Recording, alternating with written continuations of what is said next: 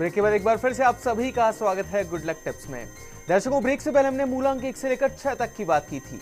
चलिए अभी के लिए आगे बढ़ते हैं और अब जान लेते हैं मूलांक 7, 8 और 9 के बारे में। नमस्कार दोस्तों, मूलांक 7 केतु का, वरुण देवता का, जल देवता का अंक है। मन प्रसन्न रहेगा, आर्थिक परेशानियां हल होंगी, नई जिम्मेदारी प्राप्त होगी, आपके जो जीवन साथी है, पार्टनर है, को आपसे लाभ मिलेगा। आज लव लाइफ, प्रेम जीवन जो है संतुष्टि और तालमेल भरा रहेगा। शुभ रंग की अगर हम बात करें, काला रंग मूलांक 7 वालों के लिए आज विशेष रूप से लाभदायक सिद्ध होगा। मूलांक 8 शनि का अंक है। आज आप अपनी योजना पार्टनर से शेयर ना करें, जो भी करें अकेले करें। कोई काम या उसकी योजना अब आपकी मजबूरी जैसी भी बन गई है तो उसे थोड़ा सा शांत चीज से निकालिए। शुभ रंग की अगर हम बात करें, गुलाबी रंग आज आपके लिए विशेष रूप से लाभदायक सिद्ध होगा। मूलांक 9 मंगल का अंक है। मंगलमुखी, सदा सुखी। आपको यह भी लग सकता है कि काम हो ही नहीं सकता। एक बार जब काम शुरू हो जाएगा तो आपके सारे संकोच दूर हो जाएंगे। दिन बहुत शुभ है आज आपका। शुभ रंग की अगर हम बात करें, केसरिया रंग जो है वो आज आपके लिए विशेष रूप से लाभदायक सिद्ध होगा। कैलाश जी, जितने भी जो दर्शक अभी भी आज हमारे साथ जुड़े हैं उन सभी के लिए एक बार फिर से बता देंगे। दर्शकों, आज हम बजट पर चर्चा कर रहे हैं और इस चर्चा को कैलाश जी आगे बढ़ाने से पहले एक दर्शक भी हमारे साथ जुड़े हैं। नरेश जी हैं भरतपुर से, जो कि अपनी पुत्री संजना के लिए जानना चाहते हैं। संजना की जन्म की तारीख है 26/6/1990। नरेश जी, आपका बहुत बहुत स्वागत है। अपना सवाल पूछिए। पंडित जी नमस्कार। नमस्कार नरेश जी। जय श्री कृष्णा पंडित जी। जय श्री कृष्णा। पंडित जी, बेटी की शादी के बारे में पूछना है, कब तक होगी, कब तक रिश्ता हो जाएगा, ये आपसे जानकारी। नरेश जी, आपकी गुड़िया की जन्म की तारीख है 26, 6 और 2 8 का अंक बनता है। अंक ज्योतिष के अंदर ये शनि का अंक है। चलित में जो वर्ष चल रहा है सूर्य का चल रहा है, वैसे चलित का वर्ष गुड़िया की शादी के लिए अच्छा नहीं है। फिर भी अगर रिश्ता बैठता है और अगर आप शादी करते हैं तो सर्दियों में शादी करना विशेष रूप से लाभदायक रहेगा। तो शुद्ध रूप से जो अक्टूबर, नवंबर, दिसंबर के अंदर जो शादियां होती है, इसमें आप अपनी गुड़िया की शादी कीजिएगा। पुखराज जो स्टोन रहता है गुरु का रहता है। लड़कियों का जितना गुरु उच्च का रहता है, उन्हें शादी विवाह में सफलता उतनी ही अच्छी मिलती है। तो पुखराज स्टोन जो है, पहली जो अंगुली रहती है फर्स्ट फिंगर, उसके अंदर पहना दीजिए गुड़िया को गुरुवार के दिन। और हल्के रंग के कपड़े पहनने की सलाह आप अपनी गुड़िया को दीजिए। हल्के रंग के कपड़े पहनाइए, सफलता भी जल्दी मिलेगी और रिश्ता भी बहुत जल्दी। 19 फरवरी 2017 से 28 अप्रैल 2017 के बीच आपकी गुड़िया का रिश्ता बैठ जाएगा। कैलाश जी, बजट जो आया है इस बार 1 फरवरी को आया है और हमारे जो फाइनेंस मिनिस्टर हैं, central finance minister Arun Jaitley ji, उनकी जन्म की तारीख है 28/12/1952 जी।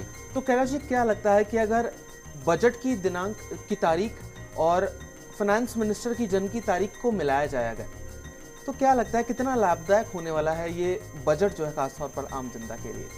बजट के दृष्टिकोण में अगर फाइनेंस मिनिस्टर के अंकों की बात की जाए तो वो उनका खुद का जन्म 28 तारीख को हुआ है। 28, 2 और 8, 10, 1 और 0, 1 का अंक सूर्य का बनता है। चलित में भी जो वर्ष चल रहा है 2017, वो 1 सूर्य का है। उनके लिए, वित्त मंत्री के लिए भरपूर अच्छा और लाभदायक है।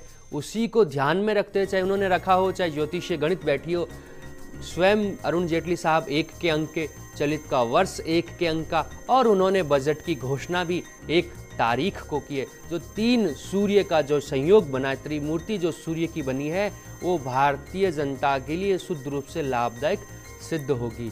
और अरुण जेटली साहब का जो लकी नंबर है वो 3 का अंक गुरु का, बृहस्पति का है। तो अपने आप में अच्छी सोच और समझ का द्योतक है ये।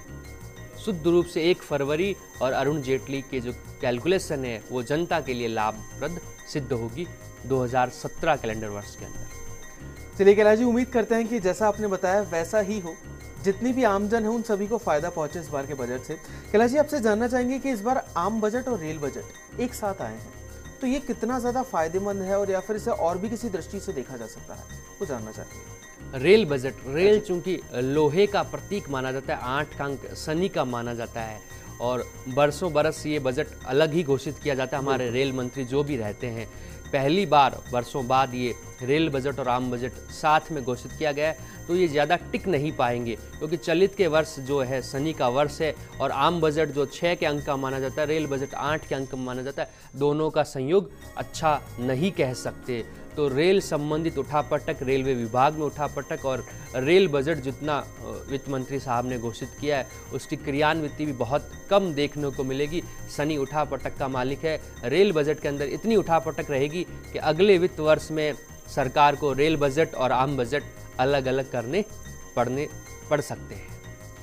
कैलाश जी, इस चर्चा को आगे बढ़ाने से पहले एक दर्शक भी हमारे साथ जुड़े हैं। संजय जी हैं कोटा से।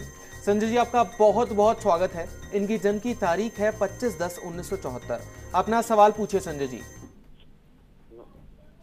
नमस्ते गुरु जी। नमस्कार संजय जी। आपसे पहले भी बात हुई 2-3 महीने पहले जी। और उस टाइम भी आपने कहा था कि मतलब नवंबर के बाद आपका काम हो जाएगा जी, पर अभी तक काम नहीं हो पाया है। ना तो कोई प्लाट बिक पाया वो, और ना नौकरी का कहीं से जवाब आया, ना कोई धंधा कर पा रहा हूँ। आप मेरे को कोई राय दीजिए कि किस लाइन में मैं कोई काम करूँ। संजय जी, आपकी जन्म तारीख 25 और 2 और 5 7 का अंक जल का केतु का है। हमने आपको जैसे पहले भी कहा होगा, इस बार फिर निवेदन करूंगा, जन्म स्थान से दूर जाकर आप अपना काम कीजिए। आप कोटा में रहते हैं, जन्म स्थान पर अगर आप अपना काम करेंगे तो सफलताएं नहीं मिल पाएंगी। और रही बात ज़मीन की, तो ज़मीन संबंधित कैलकुलेशन जो चलित का वर्ष था पिछला 2016, 9 के अंक का मंगल का, और आपका मंगल अच्छा भी है क्योंकि नोटबंदी की वजह से प्रॉपर्टी काफ़ी डाउन चली गई, तो इसलिए ज़मीन संबंधित मामले भी सभी जगह शांत चल रहे हैं। तो आप जन्म स्थान से दूर जाके, राजस्थान से बाहर जाके अपना काम या कोई व्यापार या कोई जॉब कीजिए तो आपको सफलता मिलेगी। जब तक जन्म स्थान पर रहेंगे, आप जितना डिजर्व करते हैं या जैसा आप चाहते हैं वैसी सफलता आपको नहीं मिलेगी। कैलाश जी, बजट तो आ गया और बहुत जल्द लागू भी हो जाएगा जी। लेकिन कैलाश जी, आपसे जानना चाहता हूँ, जो व्यक्ति अपनी आय में वृद्धि करना चाहता है, अपनी संपत्ति बढ़ाना चाहता है, नौकरियां पाना चाहते हैं बहुत से लोग, तो वो कैसे फायदा पा सकते हैं? किस इष्ट देव की पूजा करनी चाहिए इस बजट के बाद, जिससे उन्हें ज्यादा से ज्यादा लाभ हो, वो जानना चाहेंगे आखिर में आपसे। क्योंकि बजट की तारीख एक सूर्य का है, चलित का वर्ष सूर्य का है। सूर्य भगवान को नमस्कार करना, सूर्य को जल चढ़ाना, सूर्य मंदिर अगर आपके घर के आसपास कहीं है तो सूर्य मंदिर में दर्शन करना अपने आप में लाभदायक सिद्ध होता है। और सूर्य के जो प्रतिरूप माने जाते हैं, भोलेनाथ, शिव शंकर माने जाते हैं, तो भगवान शिव की पूजा करना भी आपके लिए लाभदायक सिद्ध होगा सोमवार को, वो भी शाम के समय। तो चलिए दर्शकों, अभी के लिए आगे बढ़ते हैं और आप सभी के लिए एक न्यूमरोलॉजी टिप भी जान लेते हैं। Numero tips. दोस्तों, बहुत बार देखा जाता है कि वाहन में आए दिन कोई न कोई परेशानी आती रहती है। आपका जो वाहन है बार बार खराब हो जाता है, बहुत अच्छी सर्विस के बावजूद अच्छा नहीं चलता, और दुर्घटनाएं भी होती रहती है जिससे नुकसान रहता है। तो इन सभी बाधाओं से बचने के लिए आपका वाहन सुख समृद्धि लाए, अच्छे से ले, कोई दुर्घटना न हो, क्योंकि घर पे कोई आपका इंतजार करता है। तो ओम भोलेनाथ का जो ओम रहता है, ओम शाश्वत सत्य माना जाता है, आदि से अंत तक का समावेश ओम के अंदर माना जाता है। महाकाल का प्रतीक ओम होता है। तो ओम का जो स्टिकर रहता है या ओम अगर आप लिखवाते हैं, अपनी कार है या बाइक है या जो भी वाहन जो आप यूज़ करते हैं या कहीं यात्रा के लिए, तो उस वाहन के ऊपर ओम का स्टिकर आप लगवाइए। ओम की जो ताकत रहती है उससे वाहन हमारा सेफ रहता है, भोलेनाथ का आशीर्वाद हम पे रहता है, तो काफ़ी लाभदायक सिद्ध होगा ओम लिखवाना। तो दर्शकों, हम आशा करते हैं कि हमारा कार्यक्रम आज आपको काफी पसंद आया होगा। कैलाश जी, आपका बहुत बहुत शुक्रिया हमारे स्टूडियो में आने के लिए, और जितने भी जो दर्शक अभी आपको देख रहे हैं उन सभी की समस्याओं का समाधान करने के लिए। आज का दिन आप सभी के लिए मंगलमय हो, ऐसी शुभकामनाओं के साथ विदा लेता हूं। अगले सोमवार फिर मुलाकात रहेगी। जय श्री कृष्णा। तो दर्शकों, अगर आपकी भी कोई समस्या है जिसका आप समाधान जानना चाहते हैं हमसे, तो आप भी हमें हमारे स्टूडियो नंबर्स पर कॉल कर सकते हैं सोमवार से शुक्रवार। दर्शकों, फिर मिलेंगे, तब तक के लिए खुश रहिए, अपना ख्याल रखिए। नमस्कार।